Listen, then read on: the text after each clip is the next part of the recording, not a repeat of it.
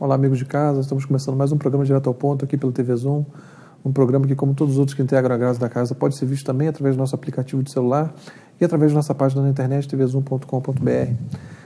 Hoje eu tenho a satisfação muito grande de receber aqui um mestre, um amigo, uma pessoa que todo friburguense conhece, obviamente, uma das vozes mais conhecidas de Friburgo, da região, do estado, mas que algumas pessoas talvez não reconheçam pessoalmente, porque estão mais habituados a ouvir a voz, uma vez que é uma pessoa de rádio, né, um homem de rádio e um homem de locução, que é o mestre Fernando Bonan, mestre do jornalismo esportivo, da comunicação, o Juventude da Serra, o eterno Juventude da Serra, a quem eu agradeço muito, Fernando. A gente está combinando há mais de ano essa entrevista, as agendas não são fáceis de conciliar.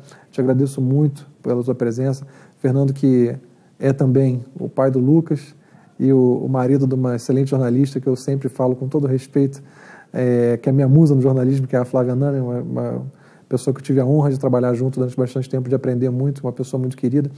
Fernando, a cidade toda conhece o seu trabalho, né? Já tivemos muitas alegrias e tristezas pela tua voz, eu que sou tricolor, mais tristezas que alegrias, mas já tive muita alegria também com a tua voz, e acho que é muito oportuno a gente contar ao pessoal de casa um pouco dessa história, você completando 30 anos de carreira, começar a contar para a gente um pouquinho da tua infância, de como foi surgindo como foi se desenhando essa carreira, Fernando. Muito obrigado pela tua presença. Olha, Márcio, eu que te agradeço, o convite, um abraço para você que está em casa. É uma honra muito grande estar trocando essa ideia e batendo esse papo com você e falando sobre, né, a minha carreira, falando sobre a minha vida, sobre a minha trajetória na minha cidade, né, fazendo aquilo que eu gosto, que é a comunicação esportiva. E dizer que estou muito feliz, né, de estar aqui ao seu lado, com essa grande audiência, a gente que acompanha você, o seu trabalho, que é um trabalho também altamente limpo, correto, íntegro. Obrigado. E são desses programas que eu não tenho como dizer não, né, quando sou convocado e convidado a participar. Fernando, você é friburguense? Sou friburguense da Gema. E como é que foi surgindo essa carreira para você, Fernando? Seu primeiro emprego já foi ligado a esporte? Como é que foi a tua carreira? Não. Meu primeiro emprego foi na antiga Cadima Materiais de Construção. Né, eu trabalhei ali, foi meu primeiro emprego, tá, do falecido, já saudoso, Dr. Heródoto Bento de Mello, que era um dos proprietários, né? Depois dali eu me tornei bancário, eu trabalhei no Banco Nacional. É mesmo? Trabalhei no Banco Nacional. Depois do Banco Nacional eu fui para a Brinks, transporte de valores, trabalhei na Brinks. E logo na sequência eu comecei a fazer faculdade de administração de empresa na Cândido Mendes e conheci pessoas ligadas à comunicação, Walter Gomes da Rocha, Wagner Luiz Menta, né, que era o proprietário, né, também saudoso, já falecido, da nossa Rádio Sucesso FM, e foi ali que eu meio que comecei, né, nessa carreira de comunicador, né, inicialmente como DJ, como DJ, porque a Sucesso na época ela não tinha uma equipe esportiva, né, então eu fui para lá para ser DJ, porque na ocasião a faculdade Cândido Mendes, hoje universidade, a faculdade Cândido Mendes, que era administrada, gerida pelo Alexandre Gazé, meu grande amigo e parceiro, ele conversou uma vez com o Walter, com o Valtinho e também com o Wagner. Ele falou: olha, eu tenho um aluno aqui que gosta muito de rádio e ele tem uma ótima voz, ele tem um vocabulário, ele é bem articulado, ele é novo, ele tem um talento. Queria que você conseguisse para ele lá um horário na Rádio Sucesso, para ele começar a carreira dele. E ali começou, meio que, né, tocando música e falando com o público e tal, mas nada ligado ao esporte. E em 85, o Wagner resolveu montar um pool de emissoras na região centro-norte fluminense, também com a região dos lagos. Ele montou um pool com 5 ou 8 emissoras na época e resolveu fazer as eliminatórias da Copa do Mundo de 86 em 85. Então nós fizemos vários jogos da seleção brasileira, eu era repórter de campo e o Wagner era o narrador, era o locutor esportivo. E dali começou essa coisa, essa paixão. Eu também, desde os 13, 14 anos de idade, também em casa, jogando botão, já narrava, já brincava, e eu sou de uma geração privilegiadíssima, né? De Jorge Cury, de Valdir Amaral, de Wagner Luiz, não Wagner Luiz Menta, né? Porque eu já peguei o Wagner já na reta final da sua carreira, mas eu peguei Jorge Cury, eu peguei Valdir Amaral, Kleber Leite, toda aquela turma de uma geração do rádio, a geração de ouro do rádio. E aquilo, eu, um garoto com 12, 13, 14 anos, me motivei muito com aquilo. E, enfim, aí as coisas foram acontecendo. Você já tinha paixão pelo rádio, então? Sim, né? Sim, paixão absoluta pelo rádio esportivo, né? Mas sempre querendo ser repórter. Sempre querendo ser repórter. Foi aonde eu comecei, repórter de campo, entrevistando os jogadores. Uma experiência importante. Muito, muito, porque, na verdade, foi ali que tudo começou. Né? Quer dizer, o foco era aquele, era ser repórter de campo. Tive essa oportunidade com Wagner. Depois da Rádio Sucesso, em paralelo, eu fui para o SBT, tá? Fui editor e apresentador do Edição Regional aqui em Friburgo, tá? Pelo SBT, você vê, uma coisa, né? Vai puxando a outra. É porque interior, na verdade, Márcio, interior, todo mundo sabe que você tem que fazer um pouco de cada coisa. Não dá para você fazer um negocinho só. Você tem que... Isso é uma coisa curiosa que você está dizendo, porque assim, muitas vezes a gente sabe que nos grandes centros há um certo preconceito com o jornalismo de interior, que no meu entendimento eu estou completamente infundado. Eu fiz UF, né? Fiz jornalismo na UF lá em Niterói, tenho amigos em todos os grandes veículos, tive experiência, trabalhei em grandes veículos, e posso dizer da minha experiência, que aqui a gente tem que assoviar bacana, como se diz, né? A produção que eu tenho no jornal como a Voz da Serra, por exemplo, muitas vezes de uma página e meia num dia, é algo que você não vai ver nunca no jornal grande. O jornalista vai fazer um terço de página. Então a gente tem que se virar, às vezes, ser próprio produtor, fazer todo o trabalho que às vezes 2, 3 pessoas fariam, e você certamente passou por isso. Quer dizer, acho que na verdade aqui a gente tem que se virar muito, né? Quando eu trabalhei na Sucesso em paralelo com a SBT, eu não tive essa experiência na prática do que você está falando. Quando eu fui para a Rádio Friburgo, tá, que foi também um acaso, porque eu encontrei na rua, né, encontrei com o Vanderlei Araújo, nosso companheiro até hoje, e com o também falecido e saudoso José Namen, que vem a ser tio de Flávia e tio-avô do Lucas, né? O Zé Namen, comentarista esportivo, olha, o doutor Luísio está precisando montar uma equipe lá na rádio para transmitir os jogos do Friburguense. E eu era repórter, eu nunca tinha narrado, né? E como é que nós vamos fazer e tal? A gente, juntamente com o Berto Fontão, na época, a turma, a gente montou uma equipe e fomos para a Rádio Friburgo. Então, naquela época, eu estava no SBT, na Rádio Sucesso, e já iniciando na Rádio Friburgo, mas isso ali por volta de 1986 para 87, para fazer os jogos do Friburguense no Campeonato Carioca.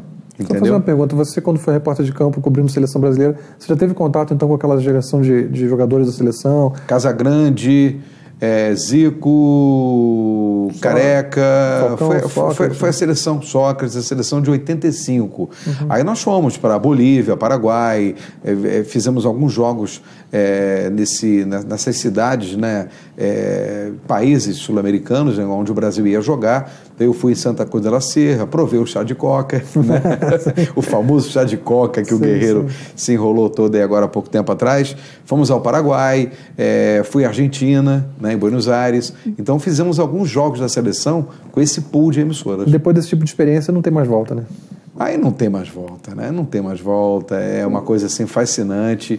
Aí fui para a Rádio Friburgo, montamos a nossa equipe, e eu sei que você, já vou digamos assim, me antecipar aqui uma pergunta que você vai me fazer.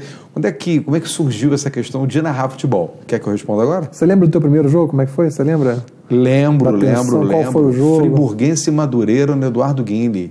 Sim, mas você sabe como é que foi o primeiro jogo? Como? Eu fui para fazer a reportagem de campo. Ah, é? Você narrou? Eu era repórter de campo. Foi escalado na última hora? Não fui nem escalado. Eu era repórter de campo. Tinha um narrador, o comentarista, que era o Zé Namen, e o repórter de campo, que era eu. Quando nós chegamos no estádio, veio o Humberto Fontão, que era o chefe da equipe, e disse: olha, o Luiz Carlos Polo, que era o narrador, teve um problema, não vai poder vir. Você vai narrar. Eu falei assim, você tem, de todos aqui, uma voz mais clara, uma voz, segundo ele, uma voz bonita, uma voz clara, você passa emoção, vai lá e narra. Eu falei, mas eu nunca narrei, eu narro um jogo de botão em casa, mas eu nunca narrei. Não, você vai narrar. Márcio, que luta. Você sabia a escalação de todo mundo? A minha sorte foi 0-0 o jogo. Foi 0-0. Porque foi um toque para cá, e toca para lá, e toque para cá, e número 7, com o número 8. Porque até você pegar toda a manha, a artimanha, os atalhos que hoje eu continuo aprendendo, né? Porque a gente não... O dia que eu chegar na minha vida profissional, agora eu sei tudo, eu paro. Porque você está sempre aprendendo, tem sempre coisas novas acontecendo, até dentro de uma transmissão, né? Como, por exemplo, hoje em dia pratica-se muito o geladão, né? Em todas as rádios do Brasil pratica-se o geladão, por questões econômicas, não se manda mais o narrador para o estádio. Então você fica no estúdio, vendo o jogo pela televisão e o repórter no estádio. E quando acaba a luz? Como é que faz? E aí? Não, acaba a luz no estádio.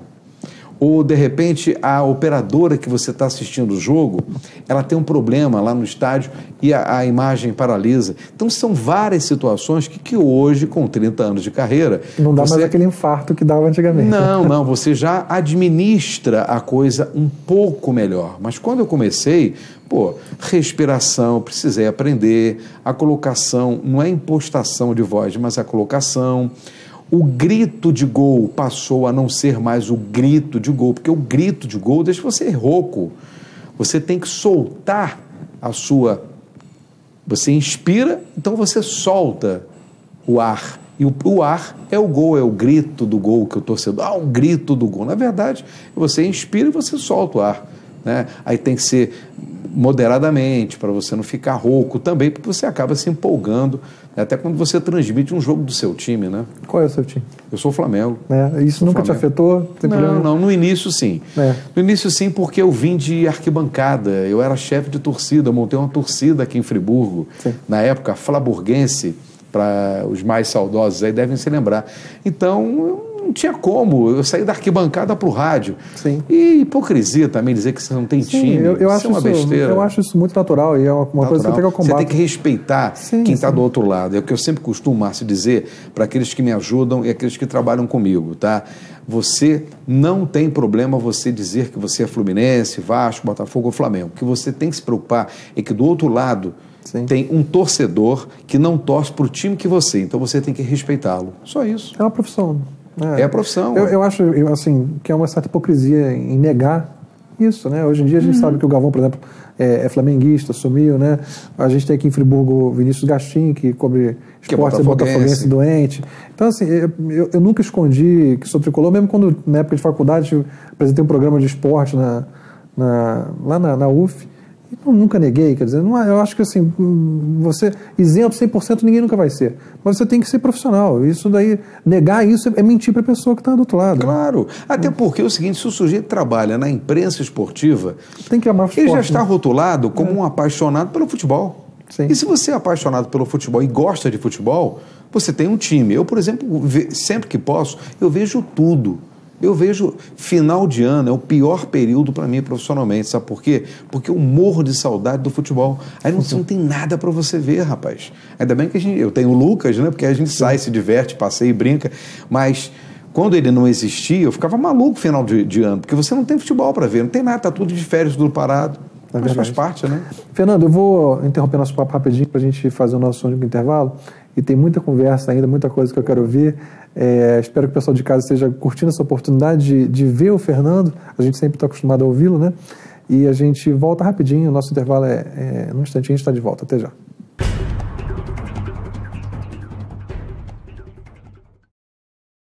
Você pode assistir aos programas da TV Zoom na hora que quiser. Pode também acompanhar ao vivo a nossa programação. Baixe grátis o aplicativo TV Zoom no seu celular ou no seu tablet e envie o seu vídeo para o nosso jornalismo. Aplicativo TV Zoom. É Nova Friburgo na palma da sua mão.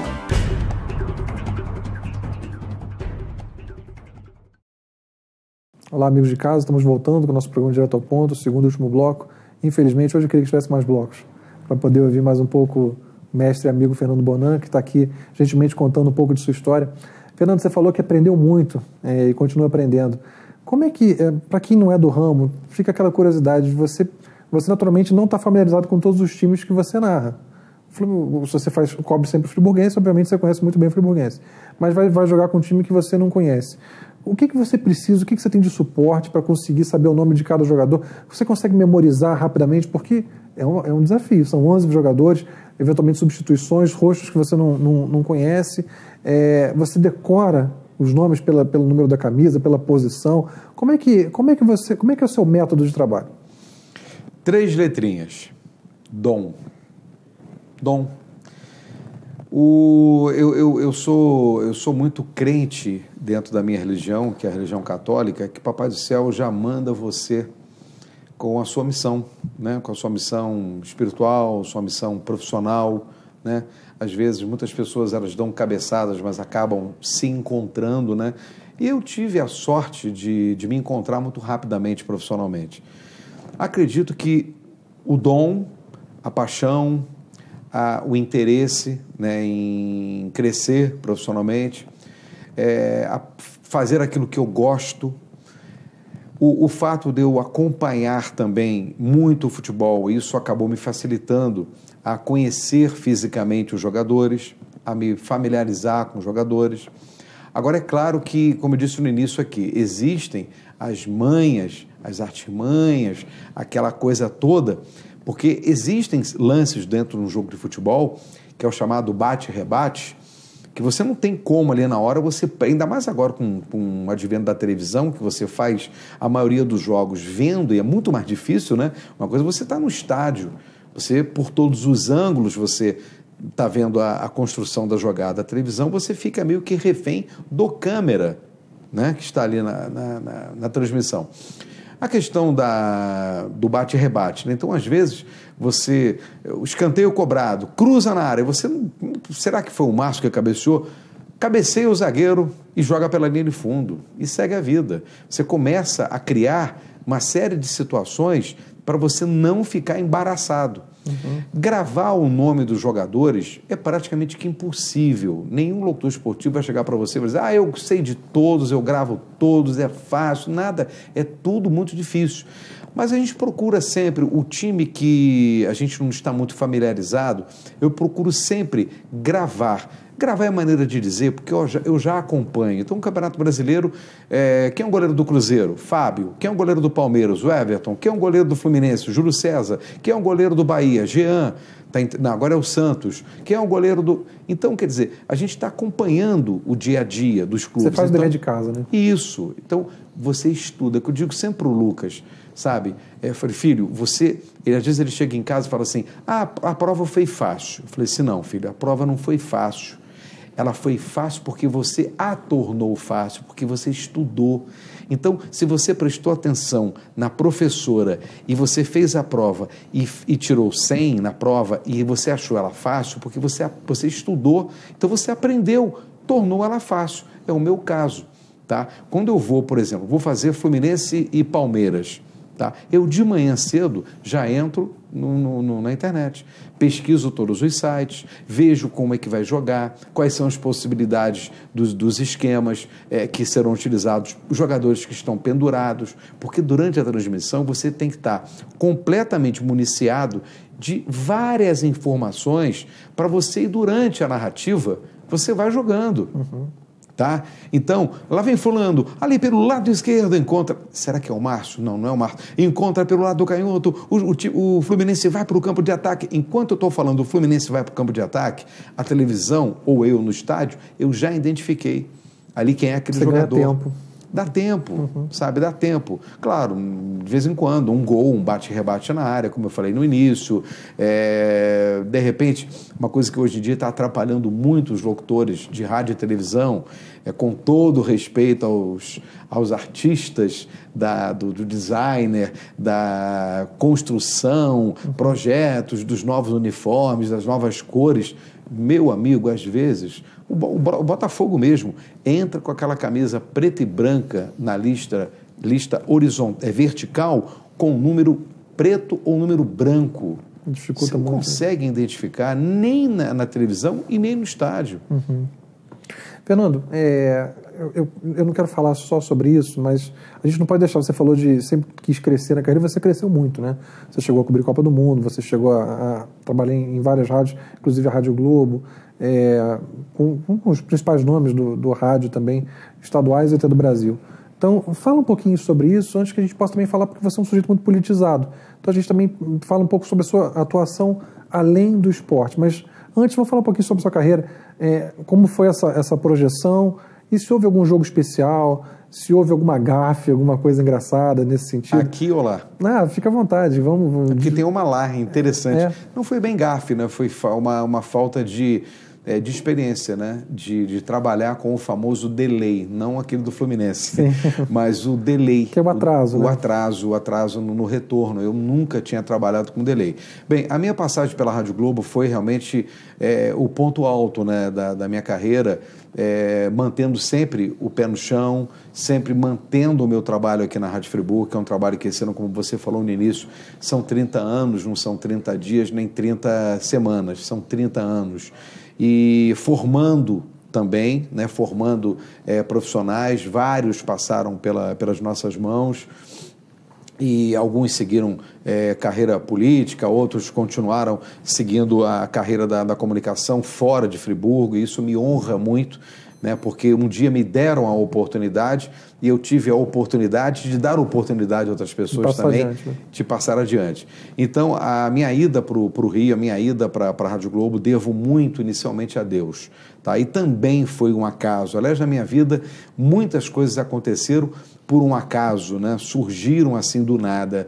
O convite para a Rádio Globo foi num encontro que eu tive aqui em Friburgo, num evento esportivo, lá no Nova Friburgo Futebol Clube, com o então diretor-geral do Sistema Globo de Rádio, Giovanni Pinto de Faria, da família Pinto de Faria daqui, que eu sou muito grato eternamente pela oportunidade. Fui para o Rio, lá fiquei durante 5 anos na Rádio Globo, depois fiquei 1 ano na Transamérica, levado pelo garotinho, pelo Zé Carlos. Trabalhei com o Zé, trabalhei com Edson Mauro, trabalhei com o Felipe Cardoso, com o falecido. Nossa, que prazer, que honra. Eu tremi na base no dia que, até me emociono com isso, porque foi num jogo do Botafogo no Engenhão e ele infelizmente já estava debilitado. Ele estava em casa, ele já comentava de casa, que foi Luiz Mendes, né? Sim. Me arrepio, estou aqui arrepiado de emoção, porque toda vez que eu falo nisso, eu me emociono, porque para mim foi assim, caramba, sabe aquele... Trabalhar com ídolo, né? Caiu a ficha, eu estou na Rádio Globo e ele está ao meu lado, porque quando eu anunciei, vem aí o comentarista da Palavra Fácil, entrou Luiz Mendes... Aquele Luiz Mendes que eu ouvia com o meu radinho de pilha no meu quarto lá em casa, sabe? Então, foi assim uma emoção muito grande. Pô, trabalhar com o Zé Carlos Araújo, trabalhar com o Edson Mauro. Edson, quando eu saí da Globo, que eu decidi, falei, não, eu estou voltando para o Friburgo, Lucas está crescendo, Lucas está Flávia e precisando, Lucas precisando de mim, da minha presença, porque eu estava viajando muito, sabe? Às vezes eu chegava em Friburgo na segunda, de manhã, de tarde chegava a escala do Rio via e-mail, eu terça-feira já tinha que descer para pegar um voo na quarta-feira para voltar na quinta, já tinha jogo na sexta, então a minha vida estava uma confusão danada. Eu não conseguia mais também dar suporte aqui ao meu trabalho na Rádio Friburgo. Então, chegou um momento, Márcio, você tem filho pequeno, você sabe como é que funciona isso, chegou um momento assim, quer saber de uma coisa? Vou voltar definitivamente, porque eu nunca saí daqui, mas vou voltar definitivamente para a minha terra, vou cuidar da minha vida, vou ver o meu filho crescer, vou acompanhar o crescimento do Lucas, sabe, de estar mais perto dele. E olha, não me arrependo em nada. Cumpri meu contrato, meus 5 anos de contrato. O Zé foi para a Transamérica, me chamou para... Vem ficar comigo mais um pouco. Fiquei um pouco lá com ele. Fiz grandes amigos. Aprendi muita coisa. Deixou as portas abertas. Muitas portas abertas. Não foram umas, não. Foram muitas portas abertas. Eu sou muito grato a Deus de estar continuando com essa carreira, emocionando as pessoas, né? Porque o futebol, a narrativa esportiva, ela no fundo, ela mexe com a emoção. Eu fico muito feliz quando hoje nas redes sociais, hoje você transmite pelo Face, pelo celular, enfim, as pessoas mandando mensagens ali, interagindo com você, né, lá do outro lado do mundo, né? Um dia eu estava fazendo um jogo do Fluminense, tinha um tricolor em Nova York, um carioca que mora em Nova York, o cara estava lá, ouvindo a gente, elogiando o trabalho, parabenizando o trabalho. Quer dizer, uma rádio do interior, uma rádio de uma cidade pequena, mas de um povo fantástico, Nossa Senhora, eu não tenho quanto agradecer a minha cidade, a receptividade, o carinho da população e dos ouvintes. E a Rádio Friburgo é um veículo de muita tradição. A Rádio Friburgo é uma rádio fantástica de se trabalhar, muito, muito boa. Fernando, estava dizendo, você é uma pessoa muito politizada, tem uma aproximação com a política também, que aliás, acaba acontecendo muito, né? São carreiras que eventualmente não é raro haver uma transição, né? A gente tem exemplos aqui em Friburgo, inclusive. E você voltou a Friburgo, está voltando a viver aqui a cidade, naturalmente está acompanhando, você é filiado ao PP, faz até parte do diretório, né? Isso, da executiva. Da executiva, perdão. Então, fala para mim, o teu envolvimento com política é mais indireto, vai ser direto, você tem alguma pretensão, você pensa em eventualmente se candidatar, fazer alguma coisa atuar de uma forma, numa carreira nova, você já tem feito muito, obviamente, pela cidade, principalmente criando um bom filho, você já está fazendo muito pela cidade, mas você pensa em criar uma nova carreira, em seguir esse caminho, você considera isso? Olha, Márcio, no presente momento, o meu foco está na minha profissão, tá? Meu foco está na minha profissão. Mas eu sou movido a desafios, né? Eu não fujo em momento nenhum de nenhum desafio. E principalmente quando esse desafio tem um nome, chamado Nova Friburgo, tá? Então, quando eu resolvi retornar, dar um time na minha carreira no Rio de Janeiro e retornar para Friburgo. Claro que o objetivo inicial, né, sempre será ficar próximo do meu filho, da minha família. Eu não posso em momento nenhum dizer não se vier algum convite para participar de um projeto sério, um projeto equilibrado, um projeto que vise melhorar ainda mais a nossa cidade e a condição da nossa população e da minha própria condição também, da minha família, do meu filho, porque é aqui que nós pretendemos criar, né, o Lucas, até que ele, quando estiver com os seus 18 anos e a sua maioridade, ele possa decidir, né? Mas eu estou aberto mesmo a novos desafios. Dizer para você que agora, né, seria muito prematuro, né, dizer, eu sou candidato a prefeito, a deputado, a vereador, a subprefeito, seria uma negligência muito grande da minha parte, prematuramente ficar falando isso agora. Sim, mas você está considerando, né? Considero sim, porque eu estou me sentindo muito mais amadurecido, muito mais preparado até mesmo para aceitar, se vier algum tipo de convite, volto a repetir, com um projeto sério, um projeto pé no chão, tá? E um projeto que vise melhorar ainda mais as condições da nossa cidade. Eu estou aberto sim, por que não? Por que não participar da vida pública, já que eu sou um homem público? Claro, e você é uma pessoa que tem uma reputação, Zé, lá, né? Não vai, com certeza, se meter em situação que não seja correta, porque tem 30 anos de história, tem uma reputação, tem uma família.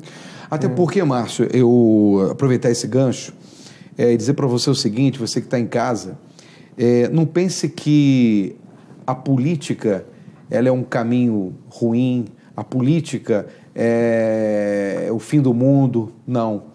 O fim do mundo ruim são os políticos ruins em que a gente acaba votando e acaba se deixando enganar.